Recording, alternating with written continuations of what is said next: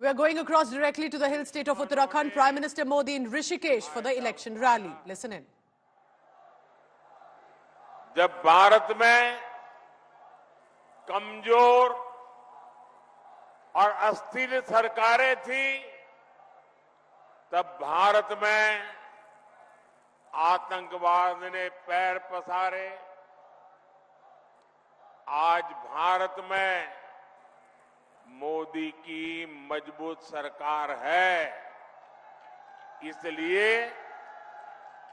आतंकवादियों को घर में घुसकर मारा जाता है।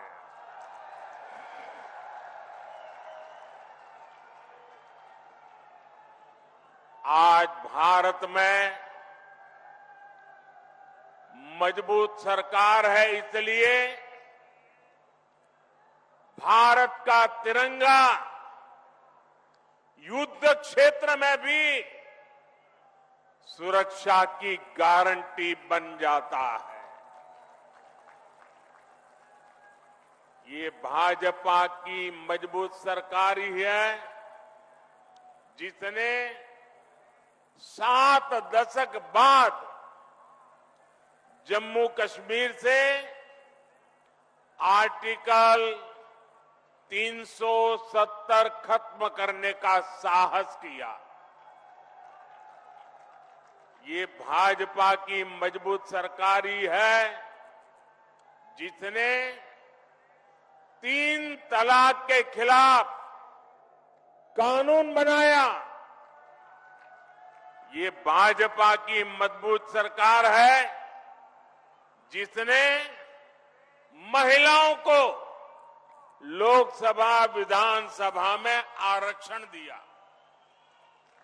ये भाजपा की मजबूत सरकार ही है जिसने सामान्य वर्ग के गरीबों को भी 10% आरक्षण दिया। साथियों, कांग्रेस की सरकार होती तो 1 रैंक 1 पेंशन कभी भी लागू नहीं होता। मोदी ने ये गारंटी दी थी और इसे पूरा करके दिखाया। ये कांग्रेस थी जो कहती थी कि 1 रैंक 1 पेंशन लागू करके हम पूर्व सैनिकों को 500 करोड़ रुपए देंगे। ये मोदी है जिसने 1 रैंक 1 पेंशन लागू करके पूर्व सैनिकों को 1 लाख करोड़ रुपए से ज्यादा उनके बैंक खाते में पहुंचा दिए हैं।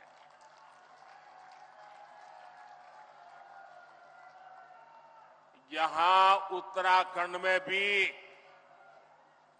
1 रैंक 1 पेंशन के 3,500 करोड़ रुपए से ज्यादा सैनिक परिवारों को मिले हैं। भाइयों और बहनों, कांग्रेस के समय में तो जवानों के पास बुलेट प्रूफ जैकेट तक की कमी थी। दुश्मन की गोली से बचाने के लिए पुख्ता इंतजाम नहीं था। ये भाजपा है जिसने भारत में बनी बुलेट प्रूफ जैकेट अपने सैनिकों को दी, उनके जीवन की रक्षा की। आज आधुनिक राइफल से लेकर लड़ाकू विमान और विमान वाहक पोत तक देश में ही बन रहे हैं। मेरी इधर से कुछ लोगों से प्रार्थना है, उधर कुछ लोगों से प्रार्थना है देखिए, अब आप आगे आ नहीं सकते। हो सकता है आप में से बहुत लोग होंगे जो मुझे देख नहीं पा रहे हैं, लेकिन उसके लिए मुझे क्षमा करें। अब आप सुन करके संतोष कर लीजिएगा। और जो ज्यादा उत्साह और उमंग में है, उनसे मेरी प्रार्थना है, अभी ये जो ऊर्जा है ना, 19 तारीख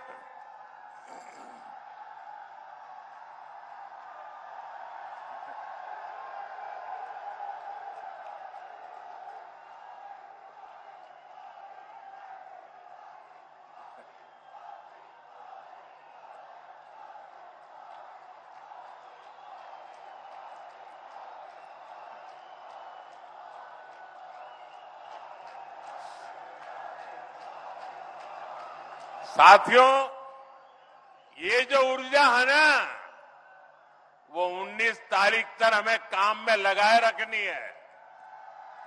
सारी ऊर्जा आज मत खर्च कर दीजिए। आपका ये प्यार, आपका ये उत्साह मेरे सर आंखों पर है।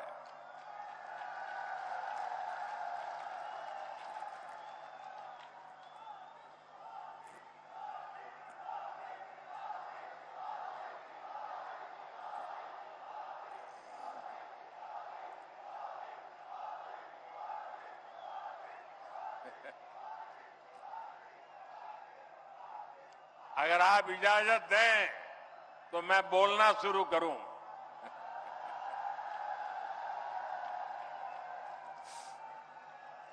देखिए, उत्तराखंड वालों के लिए मैं आपका खुद का घर का हूं जी।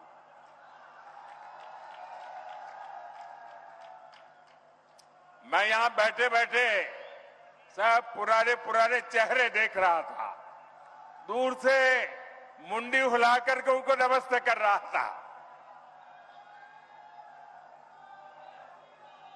आप लोगों से मेरा इतना निकट नाता रहा है दोस्तों, ये मेरा सौभाग्य है। और मैं कभी भी उत्तराखंड के प्यार को जीवन में भूल नहीं सकता हूं जी।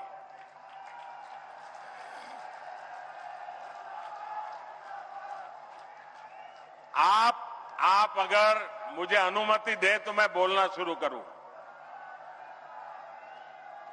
लेकिन फिर आप एकदम से जोश में आ जाते हैं। तो आपकी इजाजत है? इजाजत है मैं बोलना शुरू करूं? कितने अच्छे लोग हैं आप।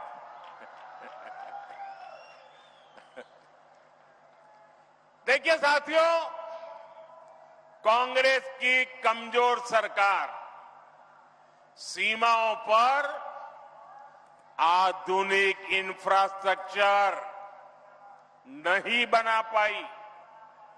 आज देखिए, पूरी सीमा पर आधुनिक सड़कें बन रही हैं, आधुनिक सुरंगें बन रही हैं। साथियों, कुछ साल पहले बाबा केदार के दर्शन के बाद मेरे मुंह से अचानक ही निकला था कि ये दशक उत्तराखंड का दशक है।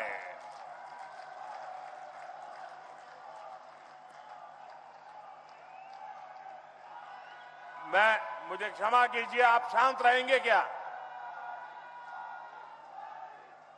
मुझे क्षमा कीजिए, आप शांत रहेंगे क्या? आप कहे तो मैं बोलना शुरू करूं भाई।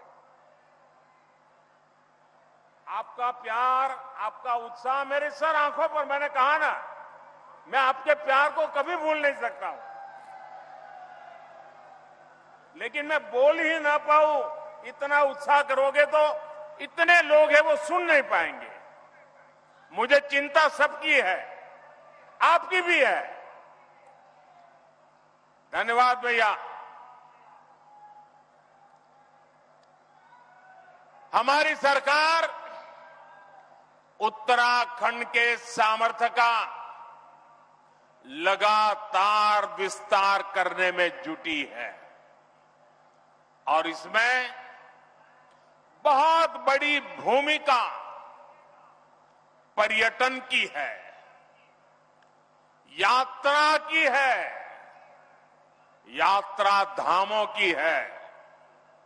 ऋषिकेश तो आसपास के कई राज्यों के लिए, वहां के लोगों के लिए पर्यटन का सबसे महत्वपूर्ण केंद्र है। और एक जमाना था जब योग की पूरी दुनिया में धूम नहीं थी, तब भी दुनिया के कई देश के लोग जिज्ञासु के नाते योग के लिए ये हमारे ऋषिकेश आया करते थे। मुझे याद है, बहुत पुरानी घटना है, मैं एक बार यूएसए गया था। अब मुझे वो इतना इंटीरियर इलाके में मैं गया था कि मुझे कोई वेजिटेरियन खाना में तलाश रहा था। अब मुझे कहीं अता पता ही नहीं मिल रहा था इतने में एक छोटी सी दुकान में एक अमेरिकन नागरिक छोटी दुकान लेके बैठा हुआ था, लेकिन उसके गले में 3-4 रुद्राक्ष की मालाएं थी। तो मैं उसके पास चला गया तो उसने भी नमस्ते करके मुझे मेरा स्वागत किया। फिर मैंने उसको मेरी कठिनाई बताई तो उसने कहा, आप चिंता मत कीजिए, मैं वेजिटेरियन हूं, मैं आपके लिए कोई प्रबंध करता हूं। और उसने मुझे अपने तरीके से कुछ वेजिटेरियन बना के खिलाया। और उस समय मेरी उससे बातें हुई कि आपने सब कहां से सीखा है ये माला वाला? तो बोले, मैं बहुत सालों से ऋषिकेश जाता आता रहता हूं, बस उसी के कारण मेरी जिंदगी में ये बदलाव आया है। ये ताकत है इस भूमि की, ये सामर्थ्य है इस भूमि का। भाइयों बहनों, पर्यटन के क्षेत्र में कोई ऐसा एडवेंचर टूरिज्म हो तो हमारा उत्तराखंड है। राफ्टिंग करना हो युवाओं को यहां है, कैंपिंग करना हो दिलचस्पी अगर उसमें है तो यहां पर है, या फिर आध्यात्म और योग में रुचि रखने वाले व्यक्ति हो, ऋषिकेश आकर हर कोई आनंद से भर जाता है। भाजपा सरकार उत्तराखंड के पर्यटन को बढ़ावा देकर रोजगार के नए अवसर तैयार कर रही है। इसके लिए हमारा फोकस इस बात पर है कि देश के किसी भी हिस्से से पर्यटकों के लिए उत्तराखंड के कोने कोने तक पहुंचना आसान होना चाहिए। इसलिए हम देवभूमि में रोडवेज, रेलवेज, एयरवेज की लगातार सुविधा बढ़ाते जा रहे हैं। यहां ऋषिकेश कर्णप्रयाग रेलवे लाइन पर तेजी से काम चल रहा है। दिल्ली से देहरादून की दूरी भी सिमट रही है। उत्तराखंड के जिन सीमावर्ती गांवों को कांग्रेस अंतिम गांव कहती थी, भाजपा उन्हें देश का पहला गांव मानकर विकास कर रही है। आपने देखा होगा, मानस खंड के तीर्थ स्थानों जैसे आदि कैलाश, ओम पर्वत दर्शन के लिए हेलीकॉप्टर सेवाएं शुरू हो गई है।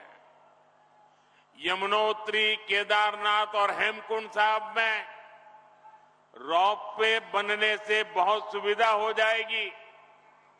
सड़क के रास्ते जो दूरी तय करने में कई कई घंटे लगते थे, उसे कुछ ही समय में पूरा कर लिया जाएगा।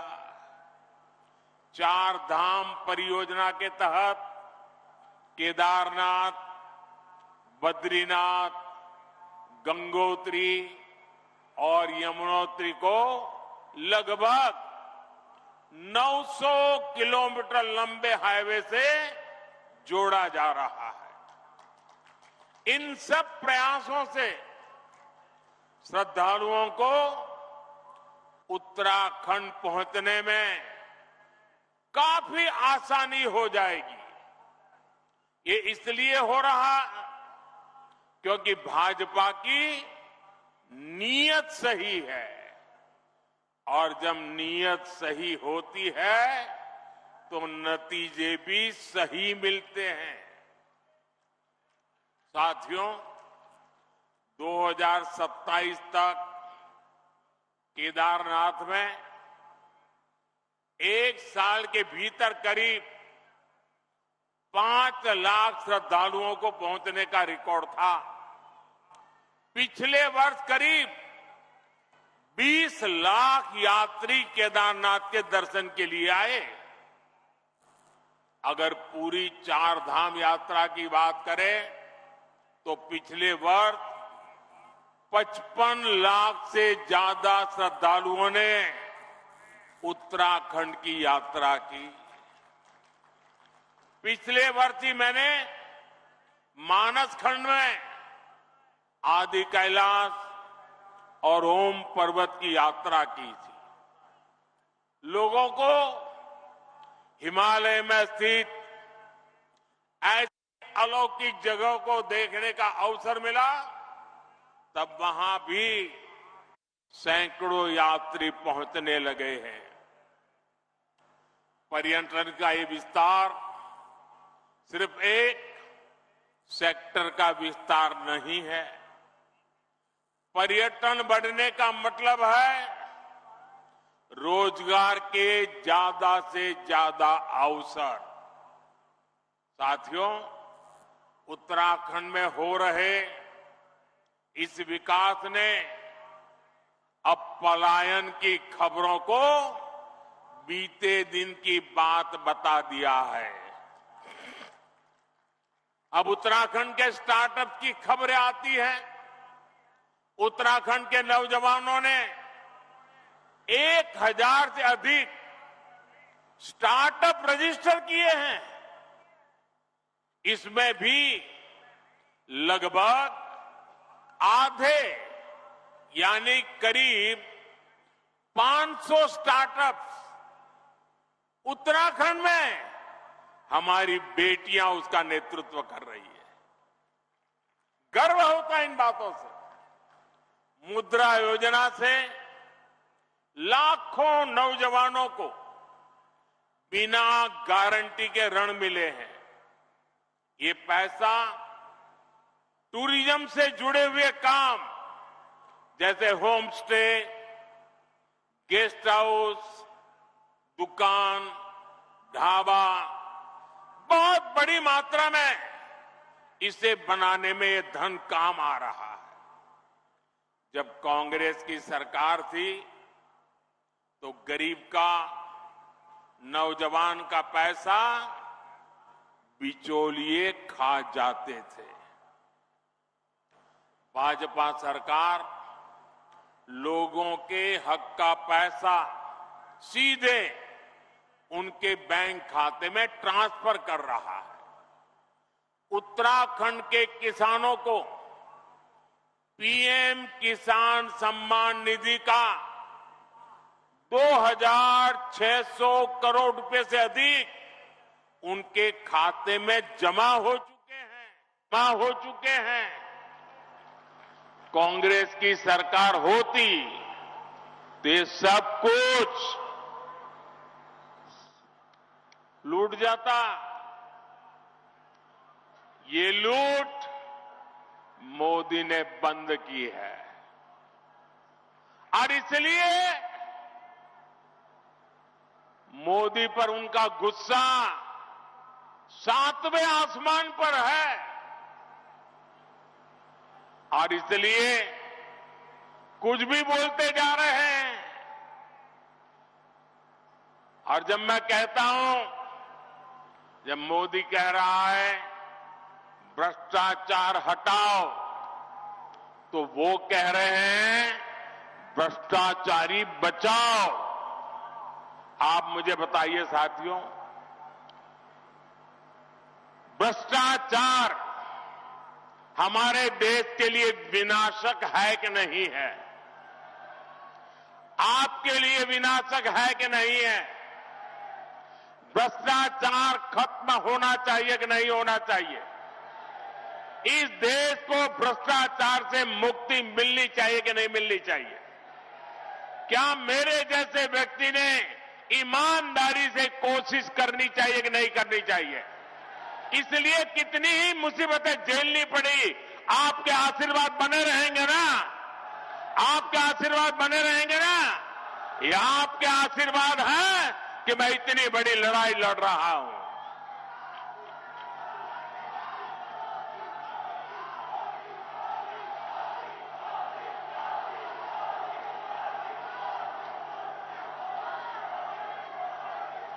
साथियों, कांग्रेस के नेताओं के लिए तो पहले दिल्ली का शाही परिवार और फिर खुद का परिवार, यही सब कुछ कांग्रेस की परंपरा में है। लेकिन मोदी के लिए तो आप सभी, मेरा भारत ही मेरा परिवार है। भाइयों बहनों, मेरी जिंदगी के महत्वपूर्ण कालखंड मैंने इस देवभूमि में बिताया है। मैंने खुद देखा है, गढ़वाल हो या कुमाऊं, माताओं बहनों का पूरा समय लकड़ी, पानी और पशुओं के चारे के इंतजाम में ही खप जाता था। अपनी बहनों की इन्हीं समस्याओं को देखते हुए हमने घर घर सस्ता सिलेंडर पहुंचाया। जल जीवन मिशन के तहत भी उत्तराखंड में बहुत काम हुआ है। 2019 तक उत्तराखंड में 10 में से 9 परिवार के पास ही 100 में से 9 परिवार के पास ही ये पानी की स्थिति थी। यानी एक प्रकार से 10 में से 1 के पास सुविधा थी। आज स्थिति बदल गई है। आज उत्तराखंड में 10 में से 9 परिवारों के घर में नल से जल आता है। आपको जब राशन के लिए, दवा के लिए भी चिंता की जरूरत नहीं रही। आने वाले 5 साल तक मुफ्त राशन मिलता रहेगा। अस्पताल में मुफ्त इलाज मिलता रहेगा। यहां उत्तराखंड को एम्स की सुविधा मिली है। गांव-गांव अच्छे अस्पताल, आयुष्मान आरोग्य मंदिर बन रहे हैं। धामी जी और उनकी सरकार इन सारी बातों के लिए बहुत मेहनत करके शानदार काम कर रही है। भाइयों और बहनों, कांग्रेस विकास और विरासत दोनों की विरोधी है। उत्तराखंड का कोई निवासी ये नहीं भूल सकता कि कांग्रेस ने प्रभु राम के अस्तित्व पर सवाल उठाए हैं। ये कांग्रेस ही है जिसने पहले राम मंदिर का विरोध किया, जितने अड़ंगे डाल सकते थे डाले, अदालत में भी रुकावटें करने की कोशिश की, लेकिन राम मंदिर बनाने वालों ने कांग्रेस के सारे गुना माफ करके उनके घर जाकर के उनको निमंत्रण दिया। लेकिन इनका दिमाग कैसा है पता नहीं, घर जाकर के निमंत्रण दिया गया था, प्रभु राम के प्राण प्रतिष्ठा का अवसर था, उन्होंने उसका भी बहिष्कार कर दिया। और अब तो कांग्रेस ने प्रण लिया है, सार्वजनिक रूप से घोषणा की है कि हिंदू धर्म में जो शक्ति है उसका विनाश करेंगे। ये कांग्रेस शक्ति स्वरूपा मां धारी देवी, मां चंद्रबदनी, मां ज्वालपा देवी की शक्ति को खत्म करना चाहती है। उत्तराखंड की आस्था को तबाह करने की जो साजिशें चल रही है, उसमें कांग्रेस की ये बातें आग में घी का काम करेगी। उत्तराखंड की संस्कृति की रक्षा करना हम सभी का दायित्व है। आपको भूलना नहीं है, ये वही कांग्रेस है जो कहती रही है कि हर की पौड़ी में वो मां गंगा के किनारे पर हर की पौड़ी नहीं है, ये क्या कहते हैं, एक नहर के किनारे बसी है। अब ये गंगा जी के अस्तित्व पर सवाल उठा रहे हैं। इन्हें उत्तराखंड के लोग सबक सिखा करके रहेंगे।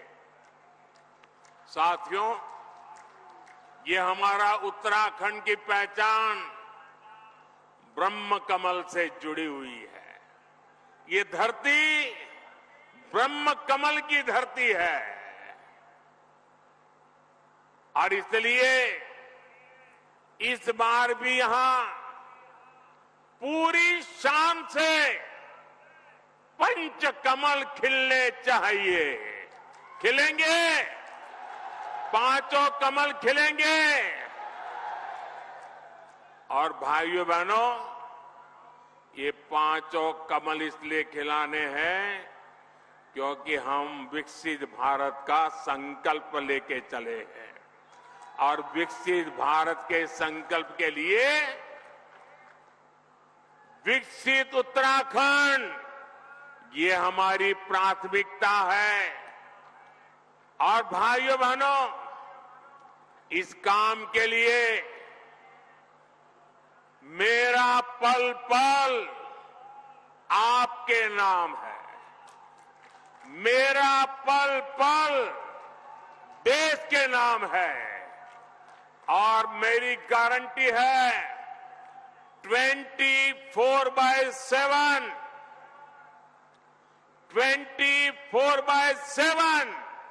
फॉर 2047, ये मोदी का आपको गारंटी है। 19 अप्रैल को टिहरी गढ़वाल से बहन माला राज लक्ष्मी शाह, गढ़वाल से भाई अनिल बलूनी और हरिद्वार से भाई त्रिवेंद्र जी को हमें विजयी बनाना है। लेकिन मेरी अपेक्षा ज्यादा है। इस चुनाव में मेरी यही चुनौती है आपको, पुराने सारे रिकॉर्ड तोड़ने हैं। हर पोलिंग बूथ को जीतना है। जीतोगे?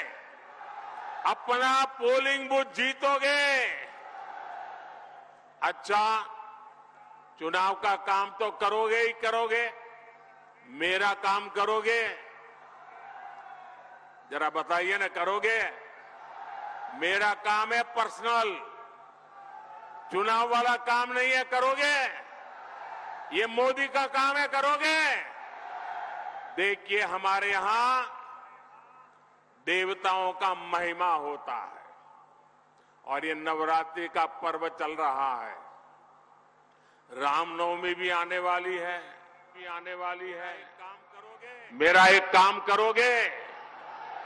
गांव-गांव जाकर के सभी देवताओं के सामने मेरी तरफ से माथा नमा करके प्रणाम करना है। करोगे? All right, so 8 days from now, India would be casting their vote on the ballot. The first phase and the Lok Sabha elections will begin, and that's why you see Prime Minister Modi in the Dev Bhoomi clearly referring to the gods and how Congress party, he's alleging, even insulted the existence and questioned the existence of Lord Ram.